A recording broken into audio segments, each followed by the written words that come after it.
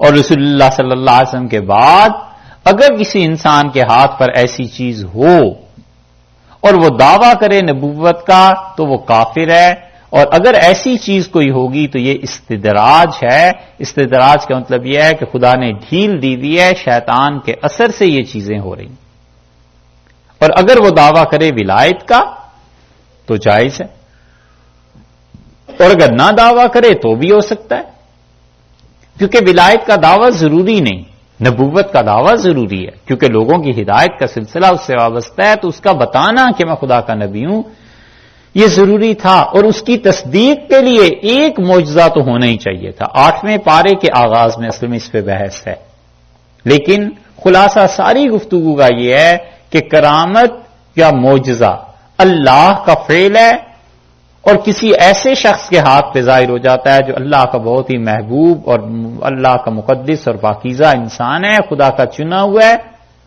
اور جو احتیاط کرنے کی ہے وہ یہ کہ اولیاء کرام کی کرامتیں،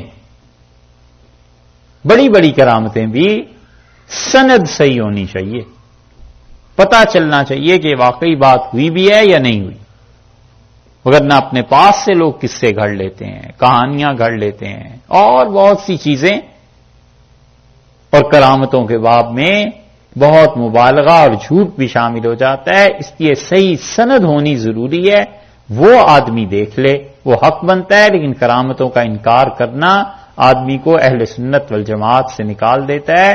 کرامتیں ہوتی ہیں یہ اس کا ثبوت ہے۔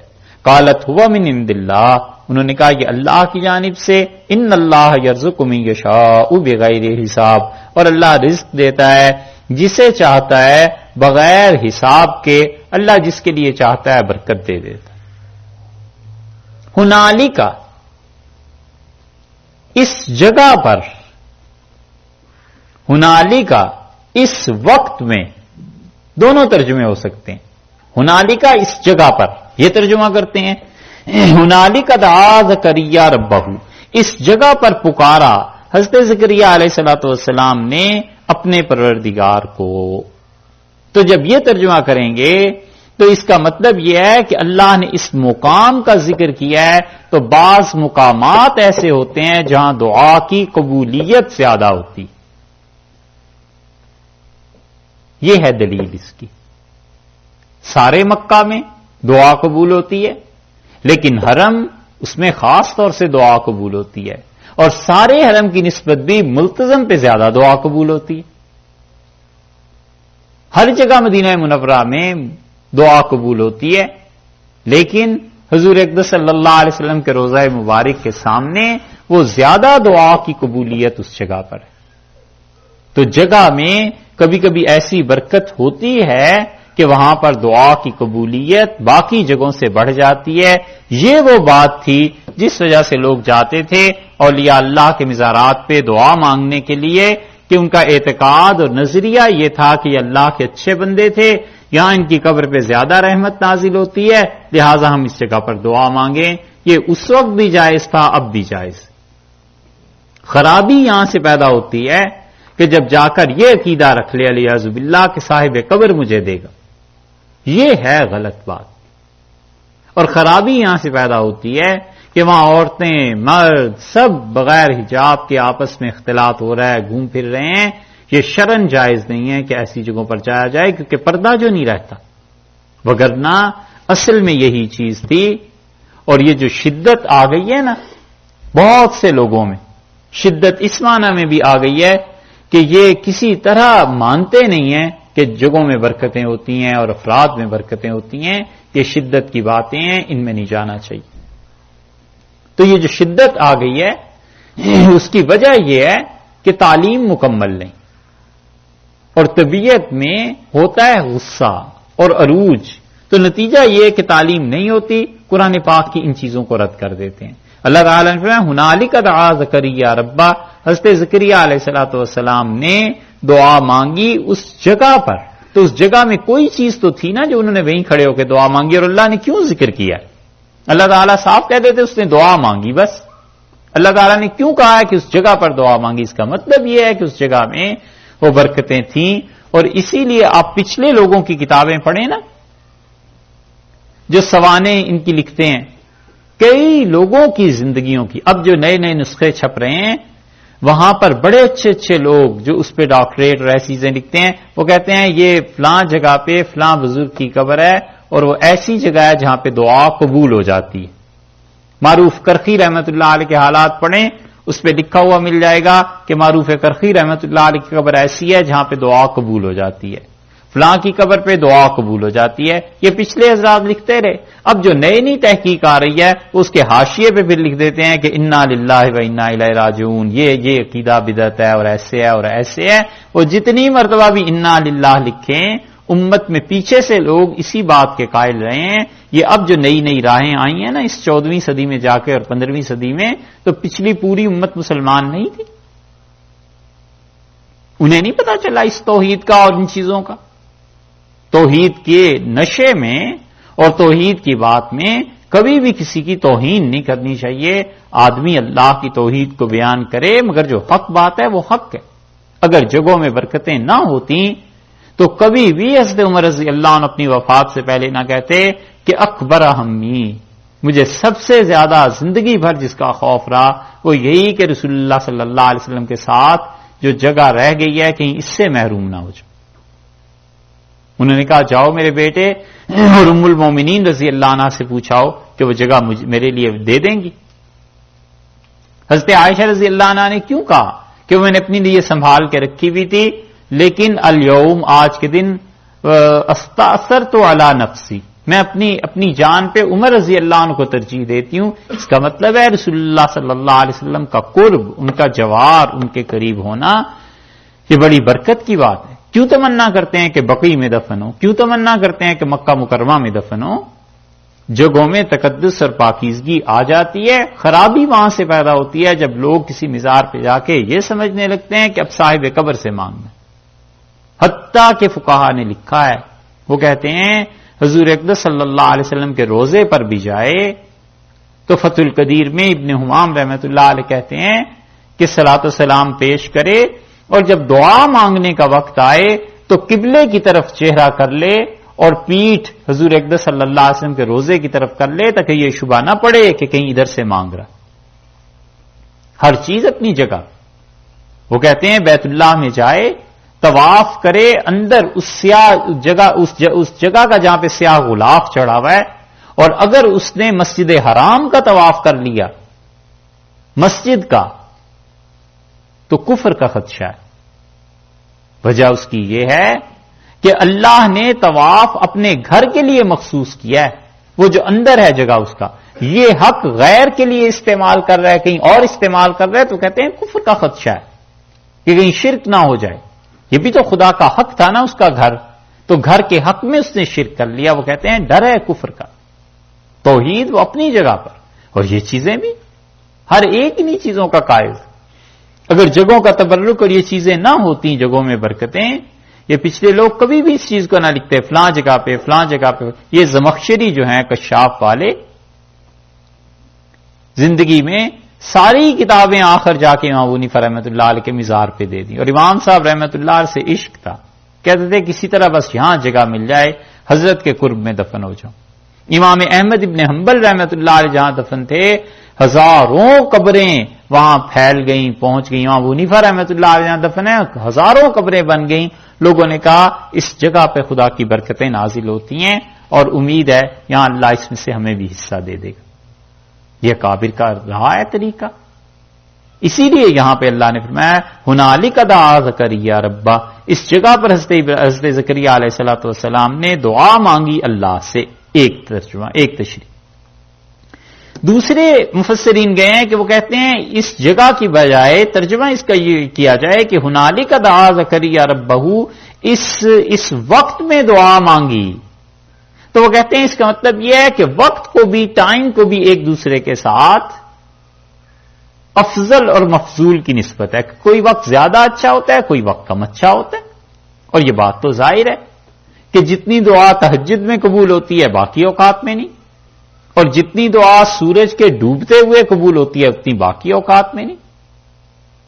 اور یہ جو آگے آ رہے ہیں دن، یکم ذی الحج سے لے کے 10 ذی الحج تک، رسول اللہ صلی اللہ علیہ وسلم نے اس کے لیے بھی یہی کہا.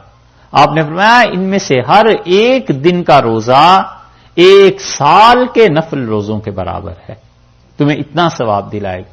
اور آپ نے فرمایا 9 ذی الحج کا روزہ، 9 ذی الحج کا روزہ، حضور اقدس صلی اللہ علیہ وسلم نے فرمایا سنتن قبلہ و سنتن بعدہ، اس آدمی کے زندگی کے 1 سال کے پچھلے گناہ اور 1 سال جو آئندہ زندگی میں آ رہا ہے اس کے گناہ یہ سب معاف ہو جاتے.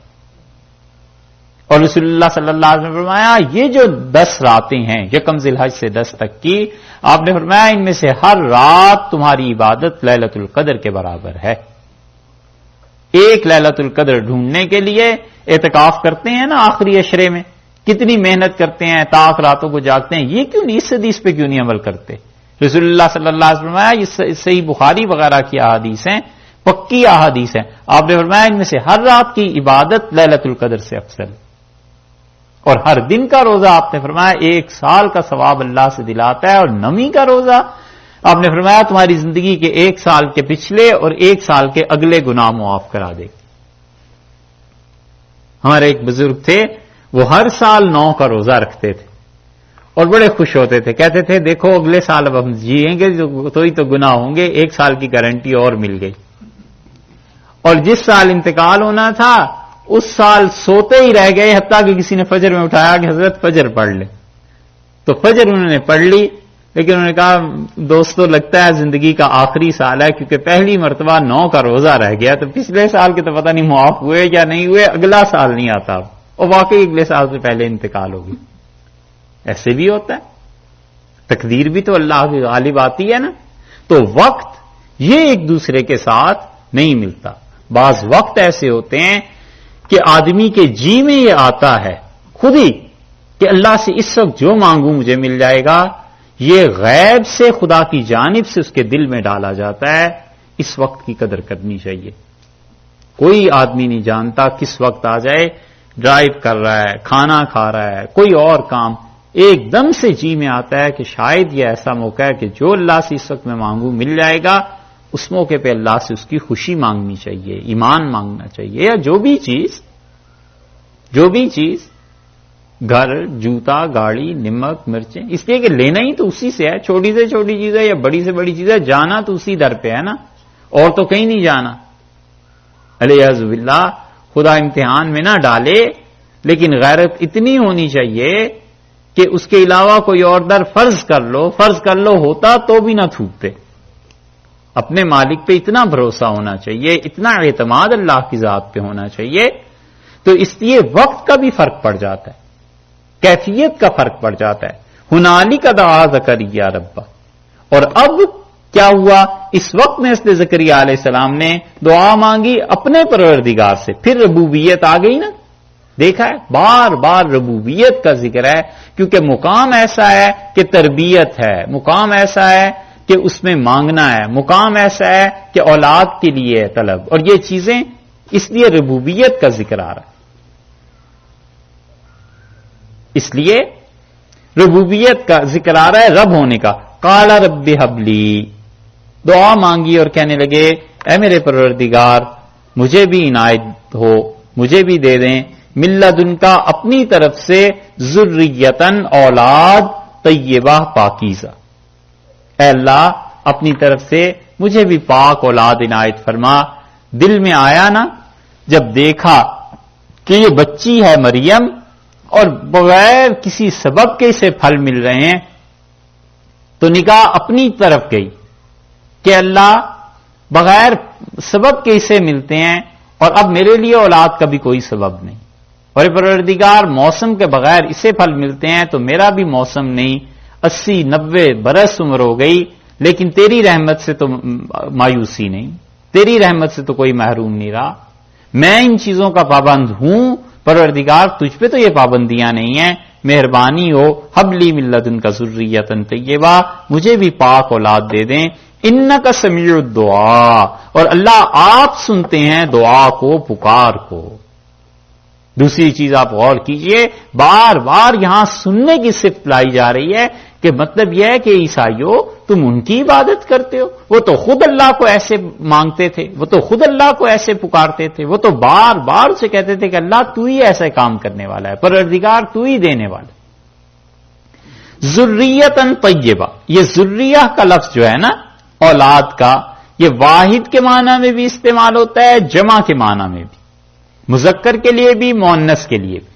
تو اس لیے جب یہاں ترجمہ کریں گے تو یہ دیکھنا پڑے گا کہ ترجمہ کیا کیا جائے، اس لیے بعض لوگوں نے یہاں جمع کے معنی میں ترجمہ کر دیا ہے اور بعض لوگوں نے اس کا ترجمہ ایسا کر دیا ہے کہ اولاد کا مطلب یہ کہ بہت سی اولاد ہو جائے، حالانکہ اسی مقام کو اگر آپ دوسری جگہ پر دیکھیں تو انہوں نے کیا دعا مانگی ہے، یہ آپ دیکھیے سورہ مریم میں 16ویں پارے میں، یہ شروع کے آغاز کا حصہ آپ دیکھیں گے سورہ مریم کا، وہاں پہ پتا چلتا ہے۔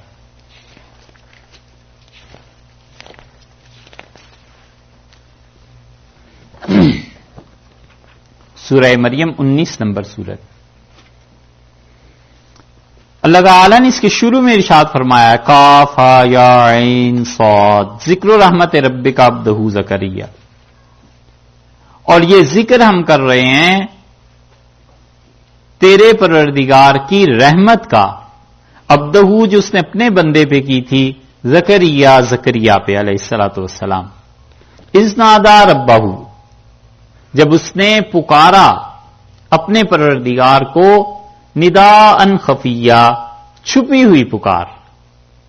اس سے پتا چلا کہ وہاں جو دعا انہوں نے مانگی نا، دل ہی دل میں مانگی، کیونکہ قرآن نے دوسری جگہ کہا ہے کہ اذ نادا ربہ نداءً خفیہ، جب اس نے اپنے پروردگار کو پکارا بڑی ہلکی آواز میں، دل میں پکارا۔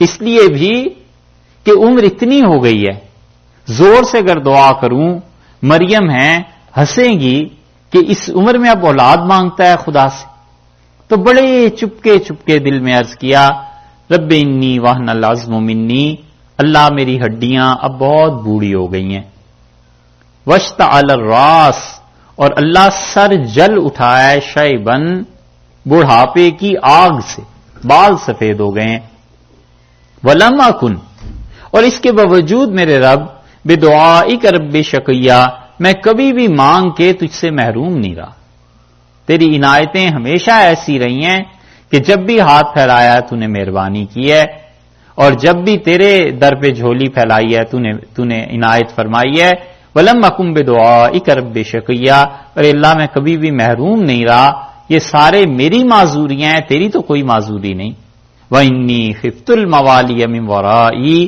اور میں ڈرتا ہوں اللہ میرے بعد جو لوگ آئیں گے اس مقام پہ وہ اس منصب کے اہل نہیں ہوں گے، وکانت امرأتی عاقرا، اور اللہ اس بات کی بھی مجھے خبر ہے کہ میری بیوی سے اب اولاد ہوتی نہیں، نا امیدی ہے، لیکن اللہ اس سے نا امیدی ہے، تجھ سے تو نہیں، فہب لی من لدنک ولیہ، اے اللہ مجھے اپنے پاس سے ایک ایسا دے دے، ولیہ ایسا بیٹا جو میرا کام اٹھانے والا ہو، جو میرا بوجھ اٹھانے والا ہو۔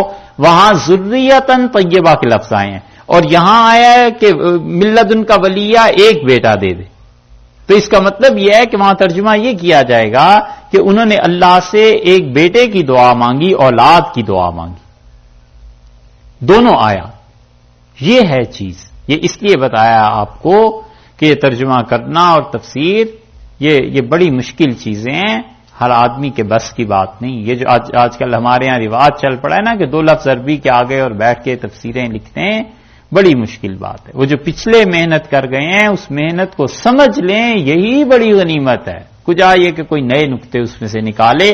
فہب لی من لدنک ولیہ، انہوں نے کہا اللہ مجھے اپنے پاس سے ایک بچہ دے دے جو اس بوجھ کو اٹھائے، یرثنی، میری جگہ بیٹھے، ویرث من آل یعقوب، اور یعقوب علیہ الصلوۃ والسلام کی جو اولاد دنیا میں ہے اس کی جگہ کو سنبھال لے، واجعلہ رب رضیہ، اور اے میرے پروردگار اس کو ایسا کر دے کہ اے رب وہ خوشی والا ہو، رب رضیہ، اللہ تیری بات مانتا۔ یہ ہے دعا انہوں نے مانگی۔ اس سے ویسے یہ بھی پتا چلتا ہے کہ آدمی دعا مانگتے ہوئے شیطان کے بہکاوے میں نہ آئے۔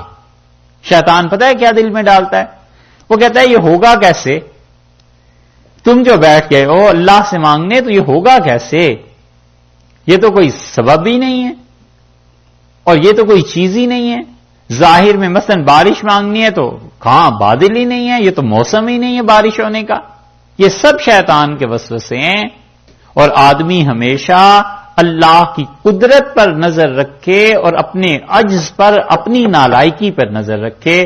اور شیطان سکھاتا یہ ہے کہ جس طرح تم مختلف قیودات میں قید ہو، مختلف حدود میں جکڑے ہوئے ہو اور تم معذور ہو، ایسے ہی اللہ کے لیے بھی کوئی قید اور حد ہے، اللہ نہیں کر سکتا. ہوگا کیسے؟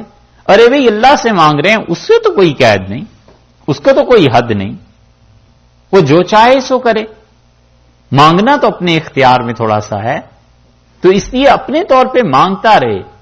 یہ نہ سوچے کہ اللہ اسے کیسے کرے گا اور کیسے نہیں کرے گا، یہ اس کا کام ہے.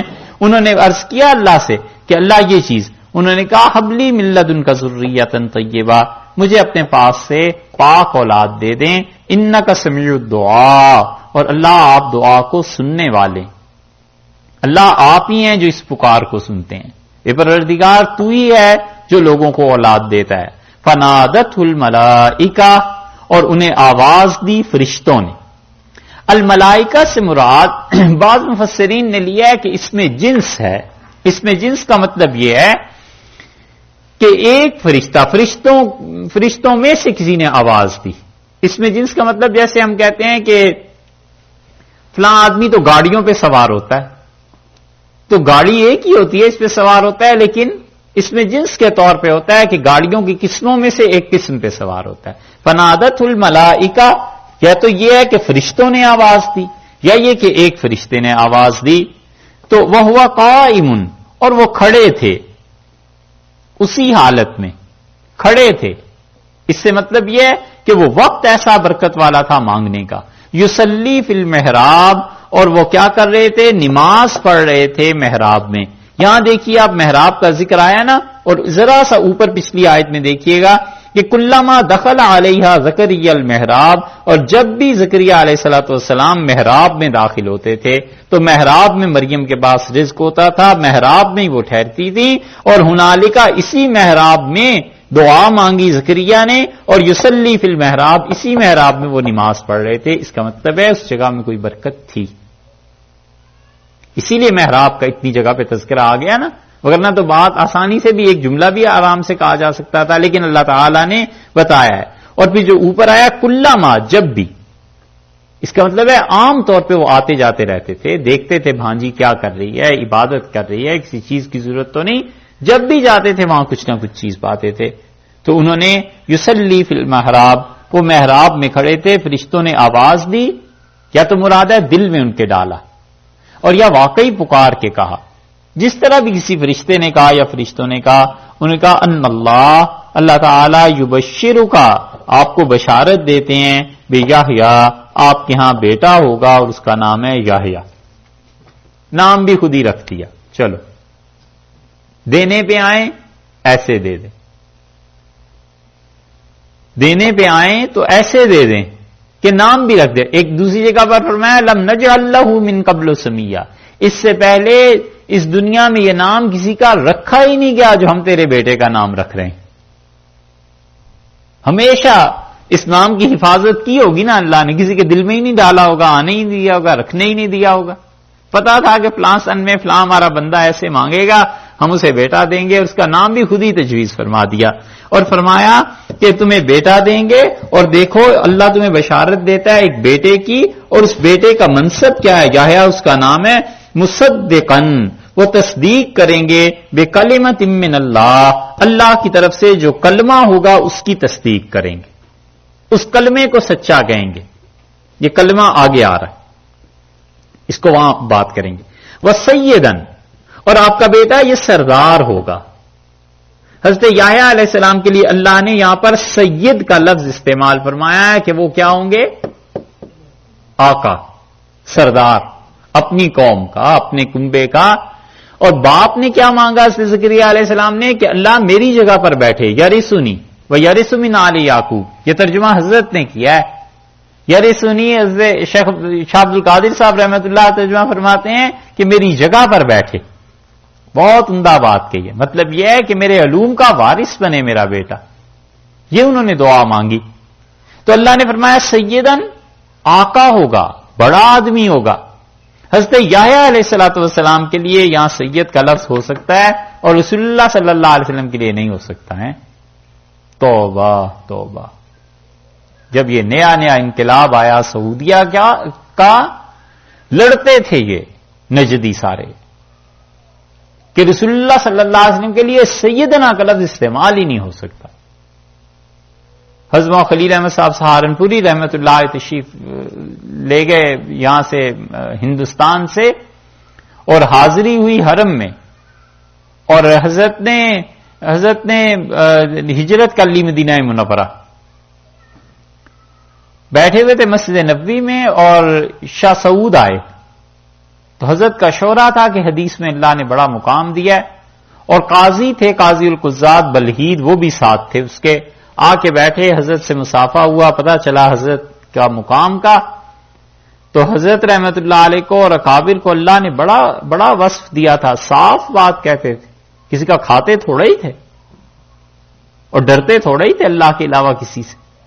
تو حضرت نے فرمایا کہ یہ جو آپ کے ہاں رسول اللہ صلی اللہ علیہ وسلم کو سیدنا کا لفظ کہنے پہ ممانعت ہے، پابندی ہے اور سزائیں ملتی ہیں، یہ کون سا قانون ہے؟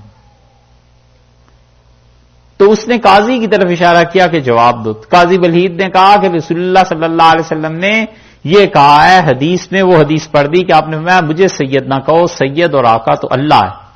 تو سہارنپوری رحمت اللہ نے فرمایا کہ کوئی بڑا آدمی اپنے آپ کو کہتا ہے کہ مجھے بڑا کہو، وہ تو تواضع ہے، عاجزی ہے، اور اس کا یہ مطلب تھوڑا ہی ہے کہ ہم بھی نہ کہیں. اور اگر سید ایسے ہی ممنوع ہوتا تو قرآن میں سے یحییٰ علیہ السلام کے متعلق کیوں آیا ہے وہ سیدن؟ اللہ نے انہیں آقا بنایا. اتنے چپ ہوئے قاضی بلحید، اتنے چپ ہوئے کہ شاہ سعود نے پوچھا کہ یہ جو دلیل دے رہے ہیں یہ صحیح ہے؟ اب قرآن کا انکار کون کرے؟ کہنے لگے درست ہے. چپ ہو گئے. یہ تو اس وقت کا واقعہ تھا.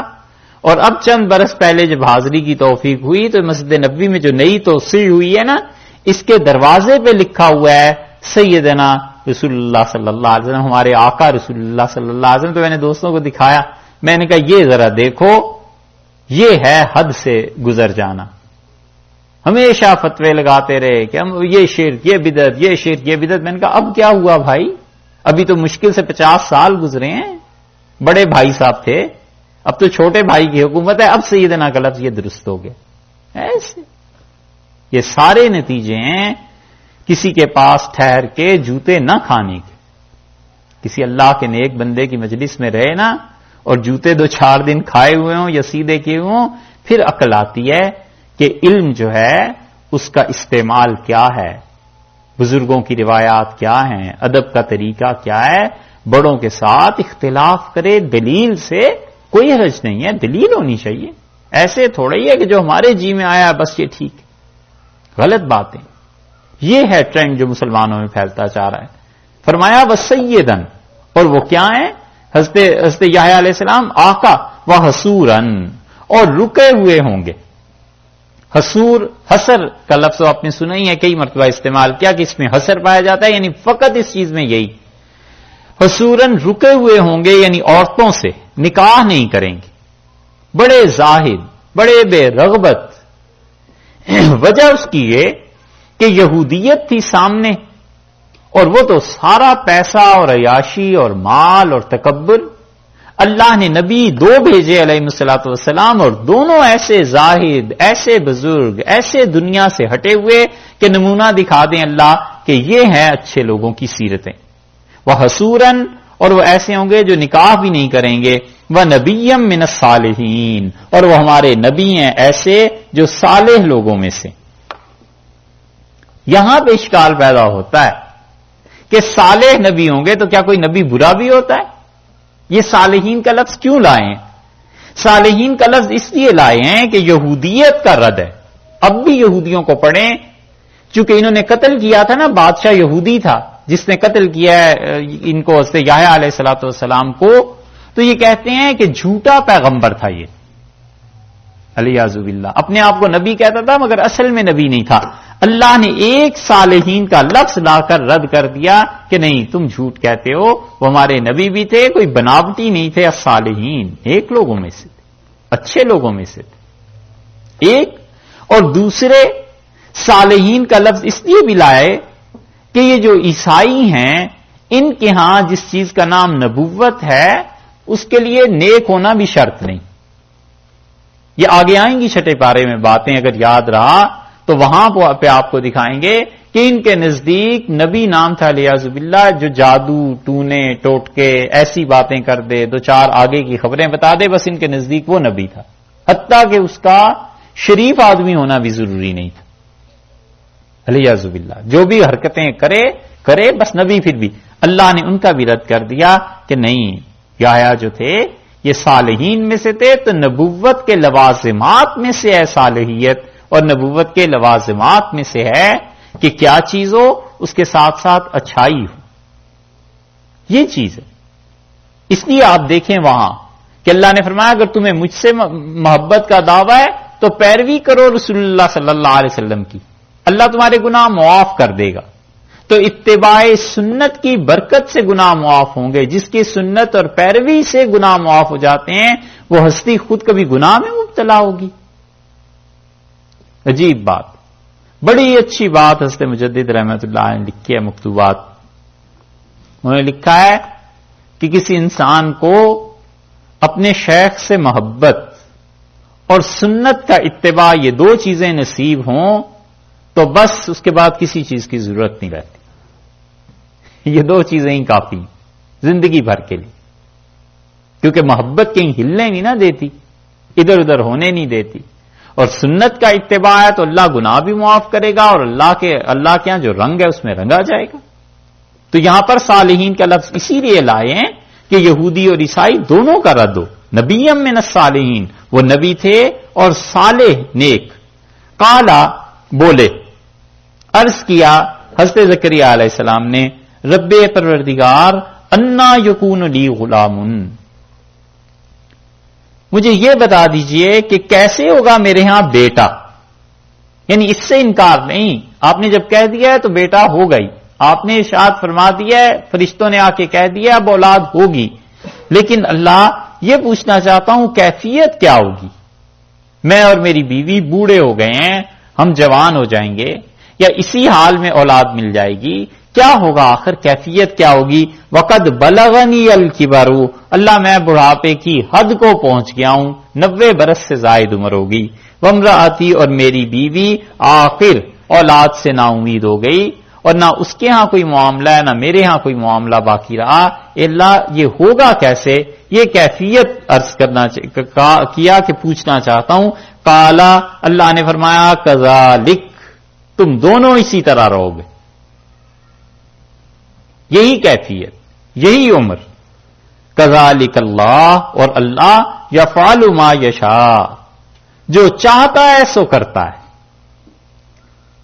یاد رکھیے گا اولاد مانگی ہے، ٹھیک ہے، اور اللہ نے کہا ہے اولاد دینے میں کہ یفعل ما یشاء، جو ہم چاہیں سو کریں. فعل کا لفظ لائے ہیں نا، یہی ہے نا، یہ آگے چل کے کام آ جائے گا. قال رب اجعل لی، عرض کیا کہ پروردگار اچھا یہ بتا دیجئے، رب اجعل لی آیا، مجھے کوئی نشانی بتا دیجئے کہ جب یہ معاملہ شروع ہو، جب یحییٰ کی پیدائش کی ابتدا ہو، آغاز ہو اللہ، تو مجھے پتا چل جائے تاکہ میں اس کی پیدائش سے بھی پہلے تیرا شکریہ ادا کروں، اللہ تیری عبادت کرتا رہوں. قال آیتک، اللہ نے کہا کہ اس کی نشانی اللہ تکلم الناس، کہ تم لوگوں سے بات نہیں کرو گے، ثلاثت ایام، 3 دن تک، الا رمزا، مگر یہ کہ اشارے کنایت سے بات کرو گے. آپ 3 دن تک لوگوں سے بات نہیں کر سکیں گے. 3 دن کیا ہوگا؟ اشارے کنایت سے، ہاتھ سے اشارہ، جسم سے اشارہ، آنکھ سے اشارہ، کوئی بھی، مگر اشارے سے بات ہوگی. اور آگے کہتے ہیں وذکر ربک، اور یہ نشانی جب ہوگی 3 دن بات نہیں کر سکو گے تو پھر اللہ کو یاد کرنا، اپنے پروردگار کو کثیرن، کثرت سے یاد کرنا، اپنے رب کو بہت یاد کرنا. اس سے دلیل لی ہے مفسرین نے کہ جب کسی خاتون کو یہ اندازہ ہو جائے کہ میرے ہاں بچے کی ولادت اور یہ سلسلہ شروع ہوا ہے، کثرت سے اللہ کو یاد کرے. اللہ نے بتایا وَاذْكُرْ رَبَّكَ كَثِيرًا، کثرت سے خدا کو یاد کرنا، وَسَبِّحْ، اور اللہ کی تسبیح کرنا، بالعشی والابکار، صبح اور شام. بالعشی شام کو، یعنی زوال یا عصر کے وقت سے لے کے رات تک. بعض نے کہا ہے مغرب سے لے کے اور رات تک. قرآن میں بھی آیا ہے، اللہ نے فرمایا وَسَبِّحْهُ لَيْلًا طَوِيلًا، اور رات گئے تک، رات دیر تک اپنے پروردگار کو یاد کرتا رہے. سَبِّحْهُ لَيْلًا طَوِيلًا. ایک جگہ فرمایا فَاعْبُدْهُ، عبادت کر اس کی، وَتَوَکَّلْ عَلَیْهِ، اور بھروسہ کر اس کی ذات پر. ایک جگہ فرمایا سَبِّحْهُ لَيْلًا طَوِيلًا، رات گئے تک، دیر تک اپنے پروردگار کی پاکی بولتا رہے، اس کی پاکی بیان کرتا رہے.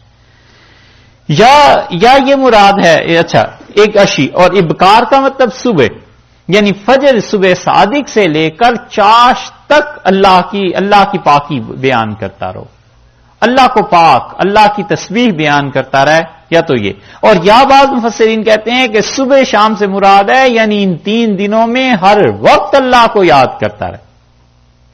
جیسے ہم کہتے ہیں نا کہ صبح شام کا مسئلہ ہے، یعنی آج کل کسی بھی وقت فلاں چیز پیش آ سکتی ہے، تو فرمایا کہ صبح شام اللہ کو یاد کرتا رہے، ہر وقت اللہ کو یاد کرتا رہے. اچھا دیکھیے، یہاں کہہ دیا کہ 3 دن تک تم بول نہیں سکو گے، اور پھر فرمایا اللہ کو یاد کرتا رہے. یہ در حقیقت رد ہے بائبل کا، کہ وہ کہتے ہیں 3 دن کے لیے گونگے ہو گئے تھے، تو گونگا ہونا تو عیب ہے. اللہ نے بتایا 3 دن تک کے لیے ہم نے ان کی زبان بند کر دی کہ لوگوں سے بات نہیں کر سکتے، اور میرا ذکر وہ کرتے رہو، صبح و شام کرو، 3 دن تک کے لیے میرا ذکر کرو. تو یہ اس عیب کو ہٹا دیا نا کہ وہ کہتے تھے گونگے ہو گئے تھے. اللہ کی رحمت ہے، گونگے کیوں ہو گئے تھے؟ اللہ نے فرمایا ہم نے انہیں کہا ہمیں یاد کرو. یہ ہے قرآن کا طرز عمل.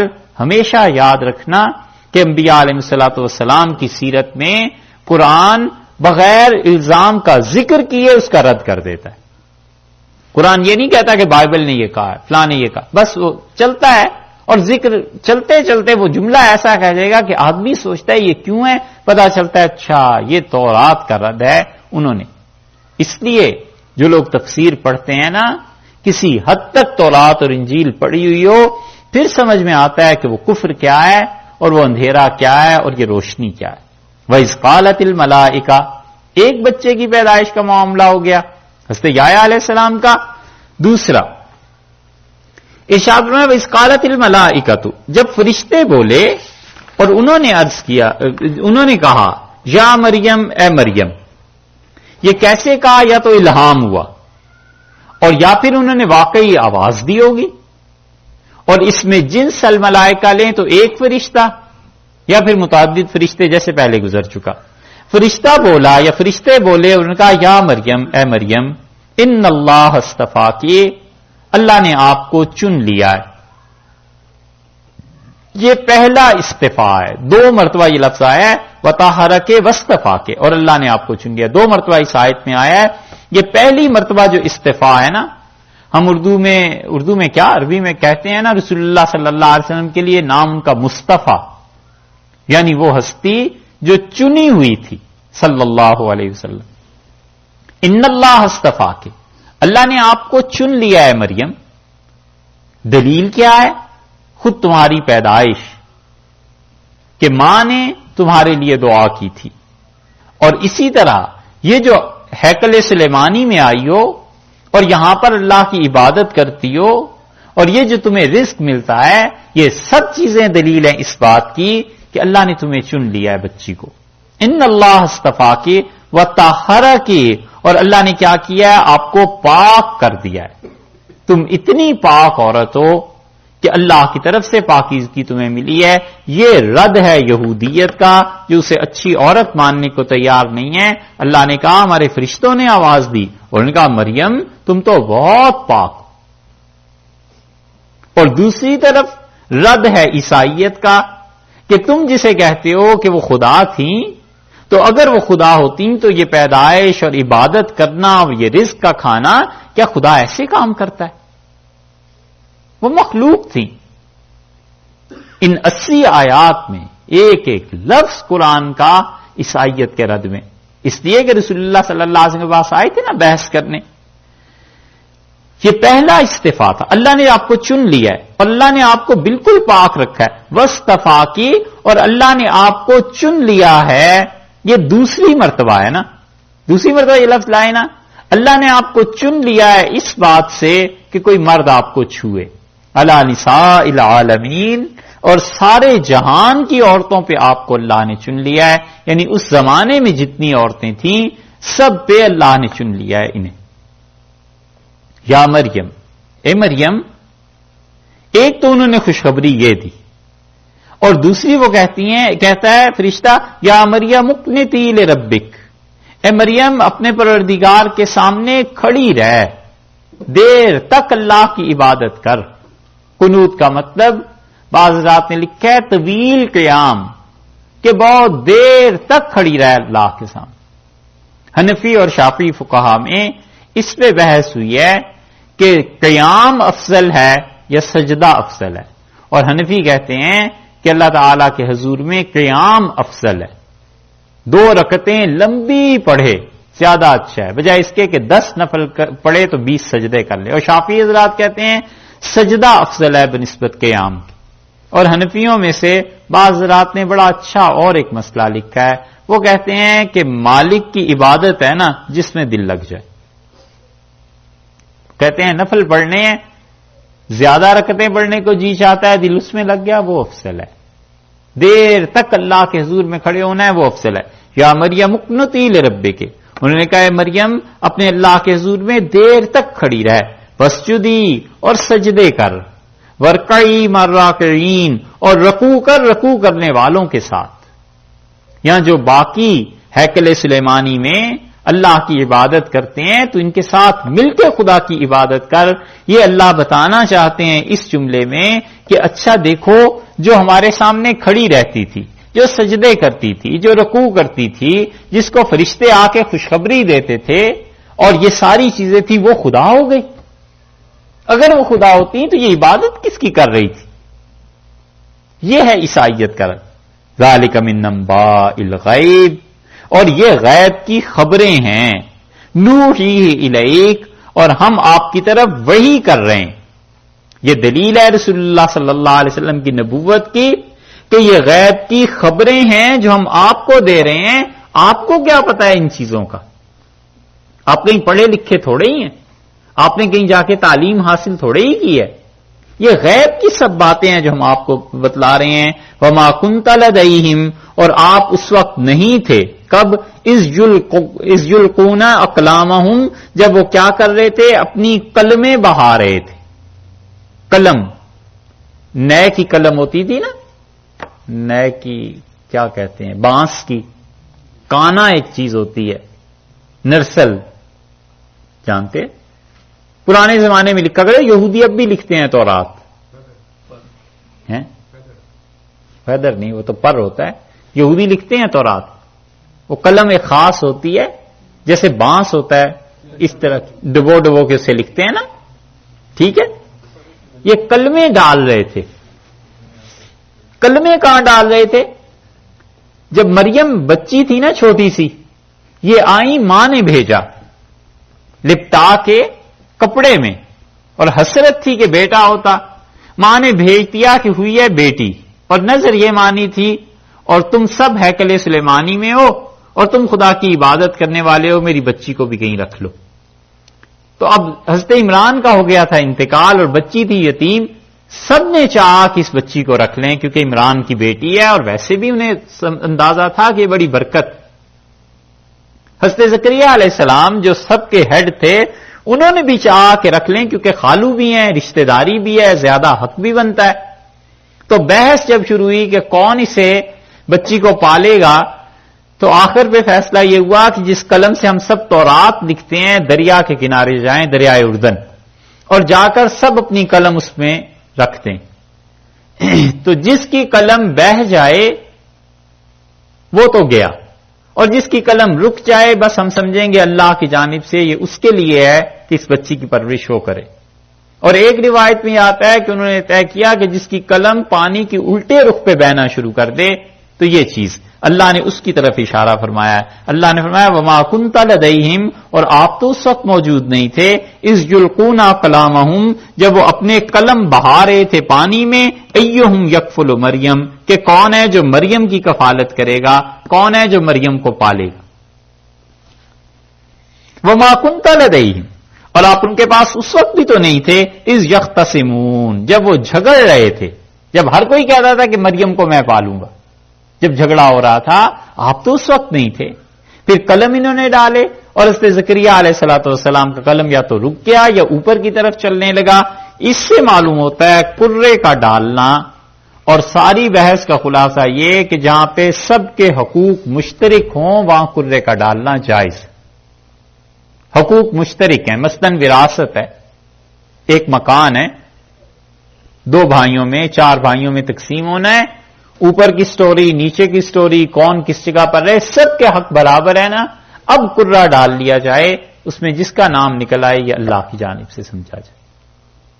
یہ قرہ ڈالنے کا ہے وہ کہ قرہ سب کا حق برابر ہو اور اس میں سے کسی کا کسی کے ذمے کچھ نہ بنتا ہو، تو محض ترجیح کے لیے کہ کس کو ترجیح دی جائے قرہ ڈال دیا جائے. اسی طرح بچوں کا نام ہے کہ فرض کر لیجئے کہ 2 نام مائی کے ذہن میں آتے ہیں تو قرہ ڈال لیتی ہے کہ کون سا ہے ٹھیک ہے. اسی طرح سفر کرنا ہے کہ فلاں دن جاؤں یا فلاں دن جاؤں، کہیں بھی طبیعت نہیں لگ رہی، قرہ ڈال لے کہ کس دن جانا چاہیے، یہ جائز ہے کیونکہ حق برابر ہے نا. تو یہ سب چیزیں ہیں، قرے کا اس طرح ڈالنا جائز ہے. اور رسول اللہ صلی اللہ علیہ وسلم اپنے سفر سے پہلے اپنی ساری بیویوں کے نام لکھ کے قرہ ڈالتے تھے کہ اس سفر میں کس کو ساتھ لے جائیں، پھر جن کا نام نکل آتا تھا وہ جاتی تھی. تو یہ قرہ برابر کی تقسیم یہ ہے. اللہ نے فرمایا آپ اس وقت تو نہیں تھے جب یہ قرہ پڑھ رہا تھا، آپ اس وقت بھی نہیں تھے جب یہ آپس میں جھگڑ رہے تھے، بحث کر رہے تھے. یہ دلیل ہے آپ نبی ہیں اور اللہ کی وحی آپ کو یہ کام یہ چیزیں بتاتی ہے، وگرنہ تو کوئی ذریعہ نہیں. اذ قالت الملائکہ، جب فرشتوں نے کہا یا مریم، اے مریم، پہلی بار فرشتے مخاطب ہوئے اور نے کہا آپ بڑی پاک خاتون ہیں. دوسری بار فرشتے بولے ہیں اور کہتے ہیں ان اللہ یبشرک، اللہ آپ کو بشارت دیتا ہے بکلمتن، ایک کلمے کی، ایک بات کی، ایک جملے کی، ایک لفظ کی، من ہو جو اس سے ہوگا، اللہ سے ہوگا. اللہ تعالی ایک کلمے کی آپ کو بشارت دیتا ہے جو اللہ کی طرف سے ہوگا. یہ کلمہ جو ہے نا، اب دیکھا ہے پیچھے ہم نے جہاں کہا تھا کہ اس کلمے کے لفظ کو یاد رکھیے گا آگے کام آئے گا. حضرت یحییٰ علیہ الصلوۃ والسلام کا تذکرہ ہے نا، کہاں ہے؟ کون سی آیت ہے؟ 39 دیکھتے ہیں. ہاں یہ مصدقم بکلمۃ من اللہ، اور انہوں نے کہا کہ آپ کو جو بیٹا ملے گا، فرشتوں نے کہا جب وہ نماز پڑھ رہے تھے آپ کے بیٹے کا نام یحییٰ ہوگا اور وہ تصدیق کرے گا اللہ کے کلمے کی. یہ اللہ کا کلمہ کون ہے؟ یہ حضرت عیسیٰ علیہ الصلوۃ والسلام. مریم کو بھی یہی کہا گیا کہ اللہ کی طرف سے ایک جملہ، ایک کلمہ آپ کو دیا جائے گا اللہ کی طرف سے. ان اللہ یبشرک، اللہ آپ کو بشارت دیتے ہیں بکلمۃ منہ، اللہ کی طرف سے کلمہ ہوگا، اسمہ المسیح، اور اس کا نام کیا ہوگا؟ مسیح ہوگا. مسیح کا مطلب مبارک، مسیح کا مطلب جو مسح کرے. مسیح کا لفظ 2 لفظوں سے بنا ہے. ایک تو مسیح کہتے ہیں وہ جو سیاحت کرے، ساہ یسیح، زمین میں گھوم جانا، اور ایک مسیح کہتے ہیں اس کو جو مسح کرے، چھوئے. اور 3 دنیا کے بڑے مذاہب یہ سب کے سب اس پہ ہیں. وہ کہتے ہیں کہ مسیح، تینوں کہتے ہیں مسیح نے آنا ہے، یہودی بھی، عیسائی بھی، مسلمان بھی، سب کہتے ہیں. ہم کہتے ہیں مسیح آئے تھے، آسمان پر اٹھا لیے گئے، دوبارہ آئیں گے. ایک اور دوسرا مسیح جو سیاحت والا ہے وہ مسیح دجال ہے، پوری دنیا کو گھوم جائے گا، سیاحت کرے گا، وہ دجال ہے، اور وہ پہلے آئے گا پھر اس کے بعد وہ آئیں گے۔ یہودی کہتے ہیں جو دجال تھا نا مسیح، حتیٰ کہ وہ کہتے ہیں اس کی ایک آنکھ تھی، ہم بھی کہتے ہیں دجال کی ایک آنکھ ہے، ہم کہتے ہیں دائیں آنکھ نہیں ہوگی، یہودی کہتے ہیں اس کی بائیں آنکھ نہیں تھی۔ وہ کہتے ہیں وہ دجال علیہ باللہ وہ آ گیا اور اسے ہم نے دے دی پھانسی، اب جو مسیح آئے گا وہ ہے نجات دہندہ، اب مسیح کے انتظار میں ہے، وہ آئے گا تو دنیا پہ یہودیوں کی حکومت قائم ہو جائے گی۔ ہم کہتے ہیں وہ جو آیا تھا اس کی دونوں آنکھیں سلامت تھیں، اور اگر تم کہتے ہو کہ اس کی بائیں آنکھ نہیں، لیفٹ سائڈ نہیں تھی، تو ہم کہتے ہیں جو اب آئے گا اس کی رائٹ سائڈ نہیں ہوگی۔ رائٹ سائڈ نہ ہونے کا مطلب یہ ہے کہ اس میں کوئی نیکی نہیں ہوگی، اور لیفٹ سائڈ نہ ہونے کا مطلب یہ ہے کہ اس میں کوئی گناہ نہیں تھا۔ یہ ساری بحث مفسرین نے لکھی ہے، یہ تو خیر ایسی بات ہے، لیکن ہم کہتے ہیں مسیح علیہ السلام پہلے آئے، وہ اللہ کے حقیقی پیغمبر تھے، یہ کہتے ہیں وہ دجال تھا علیہ باللہ، اور عیسائی سب سے ہی آگے بڑھ گئے، ان کا تو تھا ہی خدا، 3 دن راہ پھر سولی ہو گئی پھر چلے گئے علیہ باللہ۔ اب کون آئے گا؟ اب ہم کہتے ہیں عیسیٰ علیہ السلام بھی آئیں گے، اور اس نے بھی آنا ہے، وہ جس کی صحیح حدیث میں آیا ہے کہ آنکھ خراب ہے، دجال۔ اور یہودی کہتے ہیں نہیں، اب ایک نہیں آنا ہے، اور جو آئے گا ہماری حکومت سے قائم ہو جائے گی۔ وہی چیز ہے جو رسول اللہ صلی اللہ علیہ وسلم نے فرمائی ہے کہ وہ آئے گا اور یہودی اس کے تابع ہو جائیں گے اور یہودی اس کی مدد کریں گے۔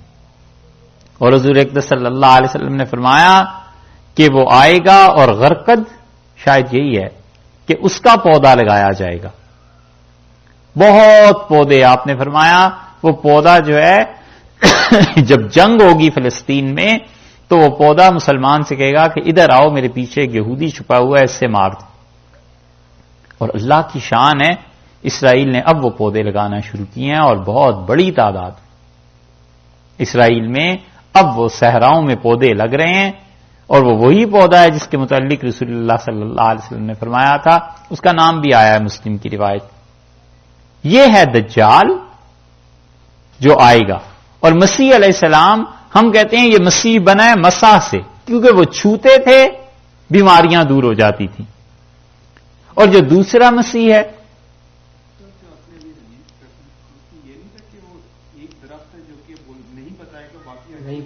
ہاں یہ صحیح کہا، ایک درخت ہے جو نہیں بتائے گا، یہی صحیح ہے، ایک درخت ہے جو نہیں بتائے گا، اس کی وہ کاشت کر رہے ہیں آپ اب، اور باقی ہر درخت اور پتھر کہے گا کہ میرے پیچھے یہودی ہے، ادھر یہ صحیح آپ نے کہا۔ اچھا، تو وہ جو دوسرا مسیح ہے جس کو دجال یہ ہم کہتے ہیں، اس کی آیا ہے کہ یہودی کریں گے سپورٹ، ہم کہتے ہیں وہ مسیح نکلا ہے ساہ یسیح، دنیا میں گھوم جانا، سیاحت کرنا، اور وہ سیاحت کرے گا اس ساری دنیا کی۔ اور رسول اللہ صلی اللہ علیہ وسلم نے فرمایا میں نے خواب میں دیکھا دجال کو کہ میں بیت اللہ کا طواف کر رہا ہوں اور میرے پیچھے پیچھے وہ بھی طواف کر رہا ہے۔ بڑی مشکل حدیث ہے، اس لیے کہ دجال تو جائے گا نہیں بیت اللہ میں، تو حدیث میں آیا ہے حرمین شریفین میں نہیں جا سکے گا۔ اس پہ بہت زیادہ محدثین نے بھی لکھا ہے، تو وہ کہتے ہیں کہ اس کا مطلب یہ ہے کہ اس زمانے میں دنیا میں کوئی وقت ایسا آیا ہوگا، بیت اللہ تو ہمیشہ ہی رہا ہے، جب دجال گیا ہوگا تو رسول اللہ صلی اللہ علیہ وسلم کو وہ چیز دکھائی گئی۔ بہرحال جو کچھ بھی ہو، مسیح ارشاد فرمایا کہ من حسمہ المسیح، وہ کیا ہوں گے؟ ان کا لقب ہوگا مسیح، نام نہیں، لقب ہے حضرت مسیح علیہ الصلوۃ والسلام کا۔ عیسی ابن مریم، اور وہ مریم کے بیٹے ہوں گے سیدنا عیسیٰ علیہ الصلوۃ والسلام۔ فرشتوں نے کہا مریم آپ کے ہاں بیٹا ہوگا اور اس کا نام ہوگا عیسیٰ اور اس کا لقب ہوگا مسیح، وجیہن فی الدنیا، دنیا میں بڑی وجاہت والے، بڑی عزت والے ہوں گے، والآخرہ، اور آخرت میں بھی بڑی عزت والے ہوں گے۔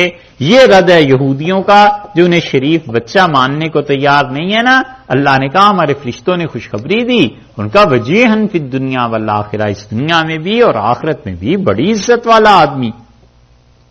ومن المقربین، اور اللہ کے بڑے قریبی لوگوں میں سے ہیں، یہودی جو کہتے ہیں کہ وہ صحیح نہیں تھے، اللہ نے فرمایا من المقربین، وہ تو ہمارے بڑے قریبی لوگوں میں سے، وہ یکلم الناس، اور وہ لوگوں سے باتیں کریں گے فی المہدی، جب کہ وہ گود میں ہوگا اپنی ماں کی، وکہلا، اور جب بڑی عمر کا ہو جائے گا، کہولت آ جائے گی، بال سفید ہو جائیں گے، وہ اس وقت بھی لوگوں سے باتیں کرے گا۔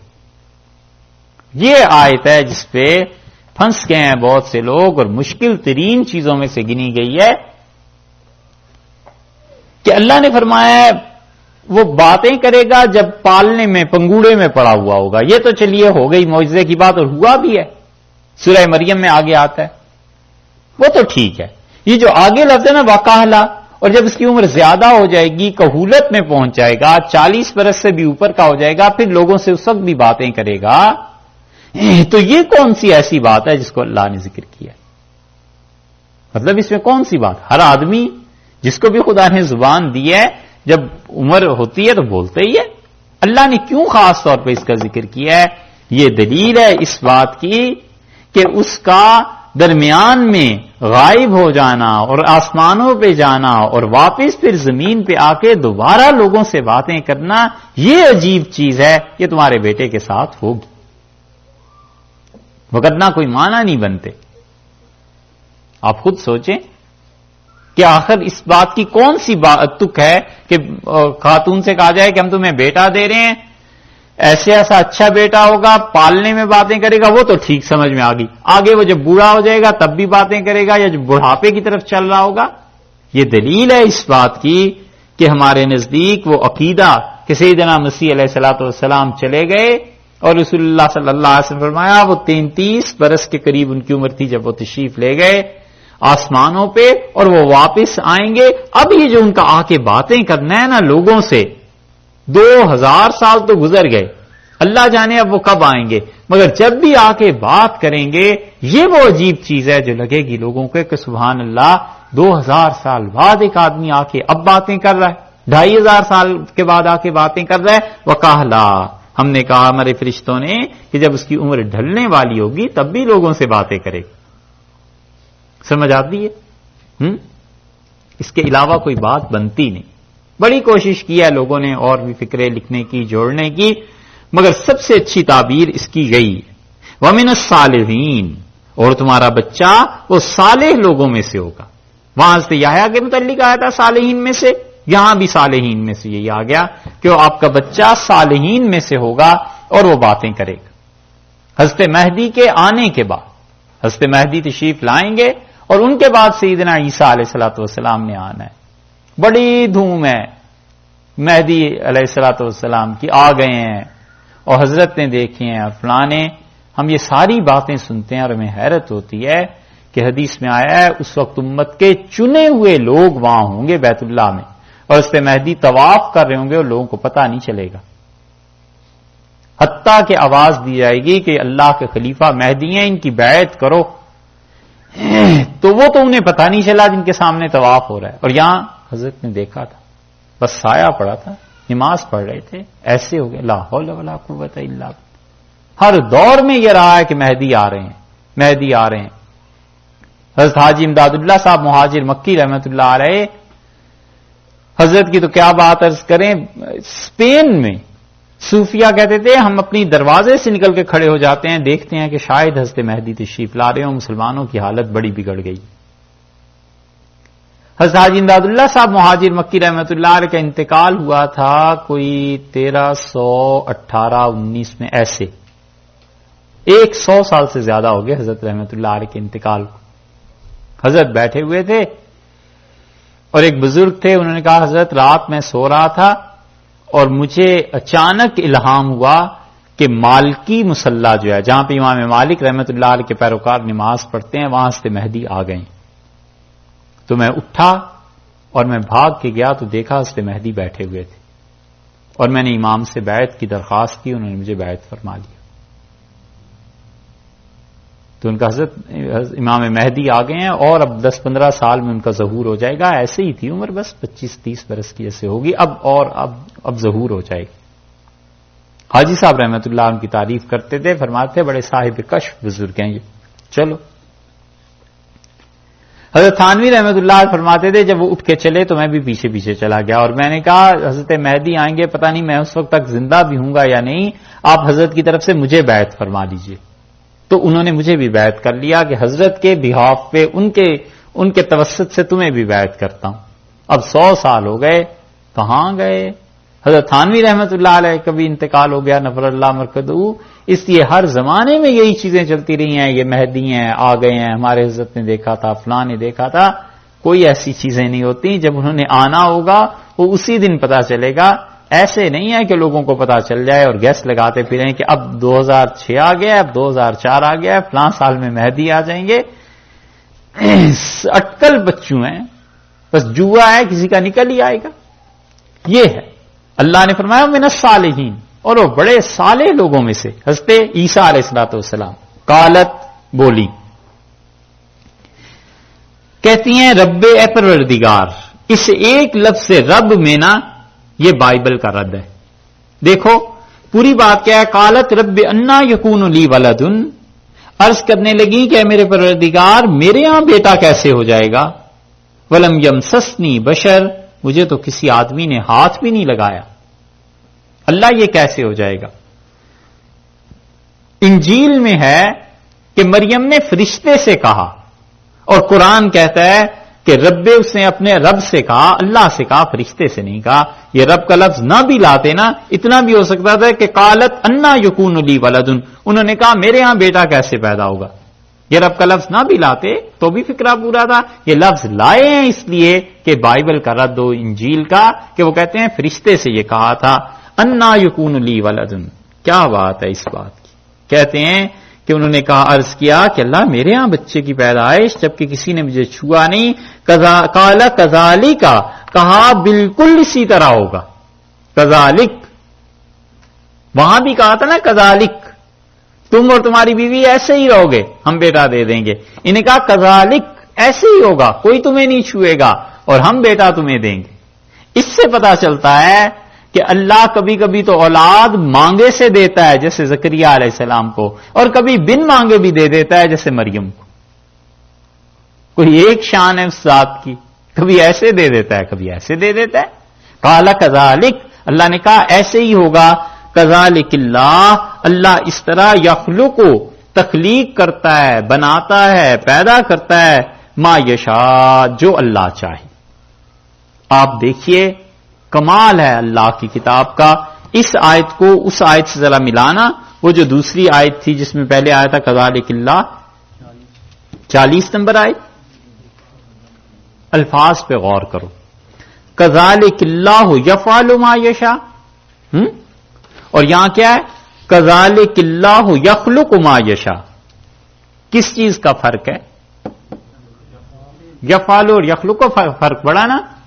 وہاں پر اللہ نے کہا یفعل ما یشاء، جیسے ہم چاہتے ہیں ویسا فعل کرتے ہیں، میاں بیوی کا مسئلہ ہے، وہاں کہا فعل، اور یہاں پر کہا یخلق ما یشاء، جیسے ہم چاہیں ویسے پیدا کرتے ہیں، بغیر باپ کے پیدا کر رہے ہیں۔ یہاں تخلیق کا فرمایا ہے، وہاں فعل کا فرمایا ہے۔ اور یہ عیسائیت کا رد ہو گیا کہ اسے تو ہم نے تخلیق کیا تھا، پیدا کیا تھا، بنایا تھا، وہ ہماری مخلوق تھی، تم کیسے کہتے ہو کہ وہ تمہارے خدا تھے؟ دیکھا ہے نا، ایک لفظ کا فرق ہے، یفعلو اور یخلقو، ایک لفظ کا فرق ہے۔ یہ خدا کی کتاب نہیں تو اور کیا ہے؟ اتنی گہرائی سے کوئی بات کر سکتا ہے؟ اور کمال ہے مفسرین پہ جنہوں نے پڑھا بھی کس طرح ہوگا۔ اور انہوں نے کہا اذا قضا امرن، اللہ نے فرمایا جب ہم کسی بات کو طے کر لیں فانما یقول له کن، ہم کہتے ہیں، کہنے کا مطلب ارادہ کرتے ہیں، صرف یہ نہیں ہے کہ بولتے ہیں، ہم صرف ارادہ کرتے ہیں، فیکون، وہ ہو جاتا ہے۔ وَيُعَلِّمُهُ الْكِتَابَ، یہ جو فرشتہ اوپر کہہ رہا ہے نا، یہ ان اللہ یبشرک 45 نمبر آیت میں، ٹھیک ہے، اس کا اس سے تعلق ہوتا ہے۔ ان اللہ یبشرک، اے خاتون اللہ آپ کو بشارت دے رہا ہے، اور وَيُعَلِّمُهُ الْكِتَابَ، اور اے خاتون اللہ اسے تعلیم دے گا۔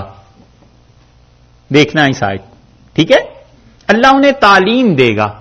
حضرت عیسیٰ علیہ الصلوۃ والسلام کو کس چیز کی تعلیم دے گا؟ الکتاب 1 والحکمہ 2 والتورات 3 والانجیل 4 چیزوں کی تعلیم اللہ انہیں دے گا. اب 4 چیزوں میں پہلی چیز کون سی ہے؟ الکتاب. آئی سمجھ؟ قرآن کے علاوہ کوئی چیز بن نہیں سکتی، کیونکہ اگر کہیں انجیل تو پھر آگے انجیل دوبارہ ذکر کرنے کی کیا بات ہے نا؟ یہ ہیں دلائل کہ وہ ہستی آئے گی بھی اور اسے کتاب کی بھی خدا تعلیم دے گا، والحکمہ، اور اس دین کی سمجھ بھی دے گا، قرآن کی سمجھ بھی اسے ملے گی. یا حکمت سے مراد رسول اللہ صلی اللہ علیہ وسلم کی سنت ہے کہ اللہ کتاب اور سنت 2 چیزوں کی تعلیم سے دے گا، وگرنہ الکتاب سے قرآن اگر نہ مراد لیں تو پھر کیا چیز مراد لینی ہے؟ ان کا تعلق نہیں بنتا زبور سے، کیونکہ تورات ان سے پہلے نازل ہوئی ہے اور تورات کے ضمن میں انجیل آئی ہے نا. زبور میں تو دعائیں ہیں کہ اللہ تعالیٰ انہیں دعاؤں کی تعلیم دے گا، اور پھر اگر آپ وہ مانتے ہیں تو حکمت کیا ہوگی پھر؟ دین کی سمجھ.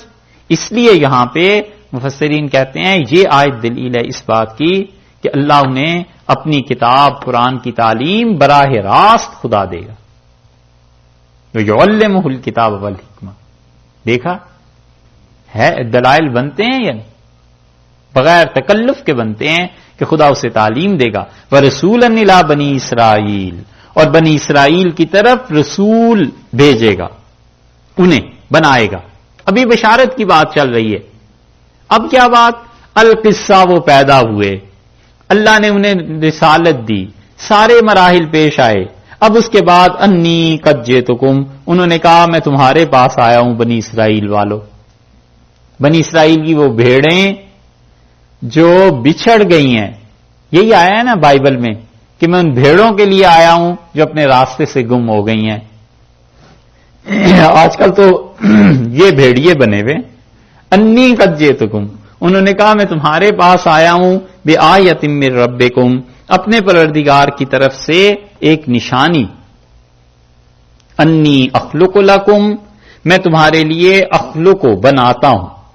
یہ خلق جو ہے نا، اس کی نسبت جب اللہ کی طرف ہو تو حقیقی پیدائش مراد ہوتی ہے، یعنی کسی چیز کے نہ ہونے سے ہونا، کسی چیز کا وجود ہی نہیں ہے بنا دینا، آسمانوں کا، زمین کا. اور خلق کی نسبت جب انسانوں کی طرف ہو تو اس کا مطلب یہ ہے کہ ایک صورت سے دوسری صورت میں تبدیل کرنا، کوئی خاص اندازہ.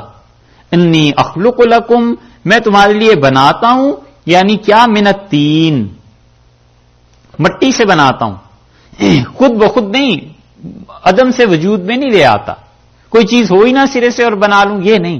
انہوں نے کہا میں بناتا ہوں تمہارے لیے مٹی سے. کیا بناتا ہوں؟ کوئی چیز بناتا ہوں، کہیئۃ الطیر، پرندے جیسی چیز بناتا ہوں. فانفخ فیہ، اور اس میں پھونکتا ہوں، فیہ فیکون طیرا، اور وہ پرندہ بن جاتا ہے باذن اللہ، اللہ کے حکم سے. ساری انجیلیں خالی ہیں حضرت زکریا علیہ الصلوۃ والسلام کے اس معجزے سے. ایک ہے کاپٹک چرچ، مصر میں تھا، انہوں نے اس کا ذکر کیا ہے. ہمارے علم میں ابھی تک وہی ہے.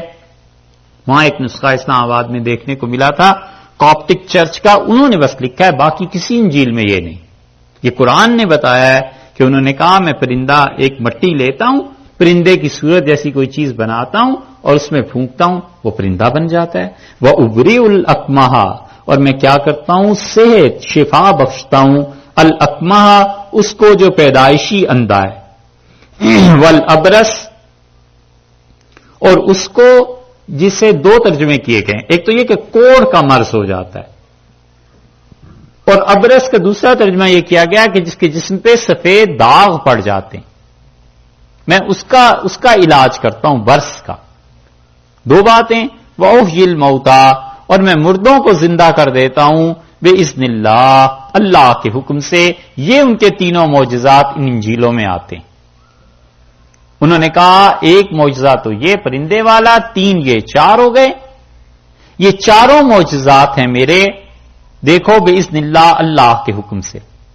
آپ ذرا سا غور کیجئے، اگر یہ دیکھا جائے تو انہوں نے کہا میں پیدا کرتا ہوں پرندے جیسی صورت کو اور میں اس میں پھونکتا ہوں تو پرندہ بن جاتا ہے. ٹھیک ہے، یہ بے اذن اللہ کے لفظ ہٹا دیجیے. اور میں پیدائشی اندوں کو اور کوڑیوں کو اور مردوں کو زندہ کرتا ہوں اور میں انہیں شفا دیتا ہوں. یقیناً یہ بے اذن اللہ کے لفظ جو ہے نا، ہم کہتے ہیں یہ انجیل میں بھی آئے ہوں گے کہ میں اللہ کے حکم سے ایسے کرتا ہوں. انہوں نے جب خدا ثابت کرنا تھا انہیں تو بے اذن اللہ کے لفظ اڑا دی اور باقی چیزیں رہنے دی کہ عیسیٰ علیہ السلام آئے اور انہوں نے کہا میں مردوں کو زندہ کرتا ہوں، میں یہ کرتا ہوں، میں یہ کرتا ہوں. یہ بے اذن اللہ کے الفاظ جو ہیں قرآن نے بیان کیے ہیں، انجیل میں نہیں، کیونکہ انہوں نے تو خدا بنانا تھا انہیں، تو وہ کیسے ان الفاظ کو رہنے دیتے. اور دوسری چیز، ان افعال کی نسبت انہوں نے اپنی طرف کی کہ میں کرتا ہوں، میں کرتا ہوں. ٹھیک ہے، اسی طرح بعض اوقات اللہ کے کچھ بندے ایسے ہوتے ہیں کہ جب ان پر کسی حالت کیفیت کا غلبہ ہو جاتا ہے تو وہ کہتے ہیں میں نے یہ کام کیا. اب مرید سمجھتے ہیں حضرت اپنے لیے کہہ رہے ہیں کہ میں نے یہ کام کیا، لیکن مطلب وہاں بھی یہی ہوتا ہے کہ اللہ کی اجازت سے اللہ نے کیا ہے، میرے ہاتھ پہ اس چیز کو ظاہر کر دیا. یہ ہے وہ چیز. وَأُنَبِّئُكُمْ، اور نے کہا میں تمہیں بتاؤں گا، بِمَا تَأْكُلُونَ، جو چیز تم کھاتے ہو اپنے گھروں میں، وَمَا تَدَّخِرُونَ فِي بُيُوتِكُمْ، اور جو چیزیں تم اپنے گھروں میں چھوڑ کے آتے ہو نا، تم میری مجلس میں آؤ میں تمہیں وہ بھی بتا دوں جو کھا کے آ رہے ہو، جو چھوڑ کے آ رہے ہو میں وہ بھی بتاتا ہوں. یہ میری نبوت کی صداقت ہے. ان فی ذالک، اور اس میں لآیتن، نشانی ہے.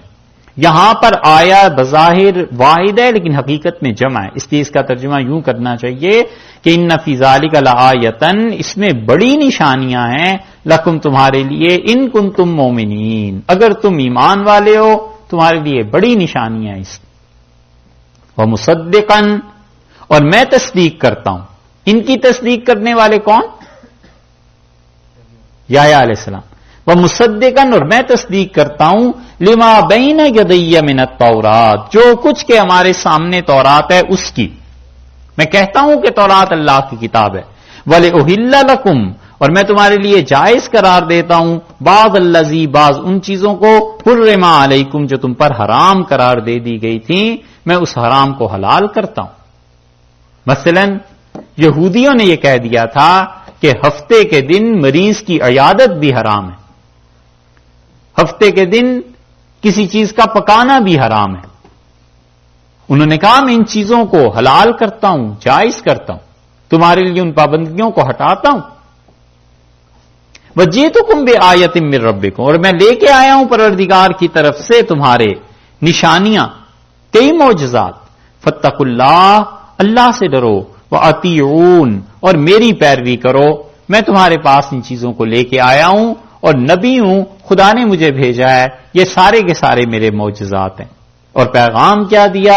ان اللہ ربی، اللہ ہی میرے پروردگار ہیں، وَرَبُّكُمْ، اور تمہارے پروردگار ہیں. فَاعْبُدُوهُ، اللہ کی عبادت کرنا، ھذا صراط مستقیم، یہ ہے سیدھی راہ. یہ رد ہے ان عیسائیوں کا جو رسول اللہ صلی اللہ علیہ وسلم کے سامنے آئے تھے اور وہ کہتے تھے وہ خدا تھے. اللہ نے فرمایا اس کا تو حقیقی پیغام یہ تھا، وہ تو یہ کہتے رہے اپنی قوم سے کہ اللہ ہی میرا پروردگار اور تمہارا پروردگار، فقط اس کی عبادت کرو. اور یہ ہے وہ سیدھی راہ. فلما احس عیسیٰ منہم الکفر، اور جب عیسیٰ علیہ السلام نے محسوس کیا، اس کا مطلب ہے کوئی ڈھکی چھپی بات نہیں رہی، ظاہراً حالات دیکھ کے انہیں احساس ہو گیا کہ یہ اب کفر کر رہے ہیں، یہ یہودی میرے خلاف کوئی سازشیں کریں گے. قالا، بولے اور فرمایا کہ من انصاری اللہ، کون ہے جو اللہ کی راہ میں میرا مددگار ہو، کون ہے جو اللہ کی راہ میں میری مدد کرے. یہ ہے دلیل اس کی کہ اللہ کی راہ میں مدد مانگنا، لوگوں کو متوجہ کرنا اور لوگوں کے سامنے بات کو رکھنا، یہ ثابت ہے انبیاء علیہ السلام کے طریق سے. ان کا من انصاری اللہ، کون ہے جو اللہ کی راہ میں میری مدد کرے. قال الحواریون، ان کے حواری بولے.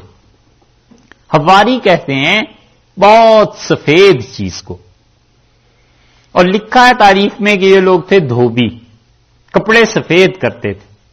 اور یہ بھی لکھا ہے کہ حضرت عیسیٰ علیہ السلام نے انہیں دعوت دی تو اور ان سے کہا کہ جس طرح کپڑے سفید کرتے ہو میں تمہارا من سفید کر دوں، باطن میری بات مان جاؤ، اور یہ حضرت عیسیٰ علیہ السلام پہ ایمان لے آئے۔ بہرحال نحن انصار اللہ، انہوں نے کہا ہم اللہ کے مددگار ہیں۔ دیکھا ہے، یہ نہیں کہا حضرت آپ کے مددگار ہیں، کیونکہ وہ سمجھتے تھے کہ اللہ کے دین کی مدد کرنا اللہ ہی کی مدد کرنا ہے، حضرت عیسیٰ علیہ الصلوۃ والسلام کی مدد کرنا اللہ ہی کی مدد کرنا ہے۔ قال الحواریون، حواری بولے اور کہنے لگے نحن انصار اللہ، ہم اللہ کے مددگار ہیں، آمنا باللہ، ہم اللہ پر ایمان لائے۔ تو یہ جو تم آئے ہو اور کہتے ہو کہ حضرت عیسیٰ علیہ الصلوۃ والسلام خدا ہیں، ان کے تو اپنے صحابہ، ان کے تو اپنے دوست رضی اللہ عنہم، وہ سارے کہتے تھے کہ آمنا باللہ، ہم اللہ پر ایمان لائے۔ وہ یہ تھوڑے ہی کہہ رہے تھے کہ عیسیٰ علیہ السلام کو کہ آپ پر ایمان لائے یا آپ کی عبادت کریں گے۔ واشہد، اور انہوں نے کہا آپ گواہ رہیے، بأننا مسلمون، ہم مسلمان ہیں، ہم اللہ کو تسلیم کرنے والے ہیں۔ نہ انہوں نے اپنے آپ کو نصرانی کہا، نہ انہوں نے اپنے آپ کو عیسوی کہا، بس انہوں نے کہا کہ ہم کیا ہیں، بأننا مسلمون، ہم اللہ کو ماننے والے ہیں، اپنے سارے اختیارات سرنڈر کر کے اللہ کے حضور میں پیش کرنے والے ہیں۔ ربنا، اور انہوں نے دعا مانگی۔ دعا کیا مانگی؟ ربنا، اے ہمارے پروردگار، آمنا، ہم ایمان لائے، بما انزلتا، جو چیز آپ نے نازل کی ہے۔ کیسی خالص توحید ہے، اللہ پر بھی ایمان لائے، اس کتاب پر جو اللہ نے نازل کی تھی انجیل، اس پر بھی ایمان لائے، واتبعنا الرسول، اور اللہ اس رسول علیہ الصلوۃ والسلام عیسیٰ علیہ السلام کی پیروی کی۔ اللہ بتانا چاہتا ہے کہ وہ جو اس کے زمانے میں اس کے منہ پر کھڑے تھے، انہوں نے بھی انہیں رسول کہا تھا، انہوں نے کوئی خدا کا بیٹا یا ایسی چیز تو نہیں کہی تھی۔ واتبعنا الرسول، انہوں نے کہا اللہ اس رسول علیہ الصلوۃ والسلام کی پیروی کی۔ فاکتبنا مع الشاہدین، اور اے پروردگار لکھ لے ہمیں ان لوگوں میں سے جو شہادت دینے والے۔